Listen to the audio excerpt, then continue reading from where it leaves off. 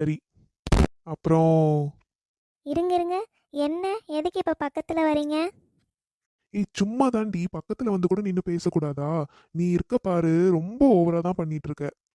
இங்க பின்னாடி போங்க. யாராச்சும் வெளியே வந்துட்டாங்கன்னா மாட்டிப்போம். புரியுதா இல்லையா உங்களுக்கு? யாருனாலும் எப்போனாலும் பின்னாடி வருவாங்க. நீங்கள் என்னன்னா வந்து இவ்வளோ பக்கத்தில் என் கையை பிடிச்சிட்டு நின்றுட்டு இருக்கீங்க. ஐயோ நீ வேற, யாரும் வரமாட்டாங்கடி. அண்ணிங்கெல்லாம் கிச்சன்ல ரொம்ப ரொம்ப பிஸியா இருக்காங்க. அதனாலதான் நானே இப்ப பின்னாடி வந்தேன். நீ என்னன்னா, நானே கிடைக்கிற டைம்ல கொஞ்ச நேரம் பேசலான்னு பாக்குறேன், சும்மா ரொம்ப ஓவரா தான் பண்ணிட்டு இருக்க. யாரு? நான் ரொம்ப ஓவராக பண்ணுறேன்? மாட்டிக்கிட்டா தாண்டி இருக்கு உங்களுக்கு. இப்படி வீட்டில் காலையில் இப்படி என் கையை பிடிச்சி நின்றுட்டுருக்கீங்களே, யாராச்சும் வெளியே வந்து பார்த்தா என்ன நினைப்பாங்க?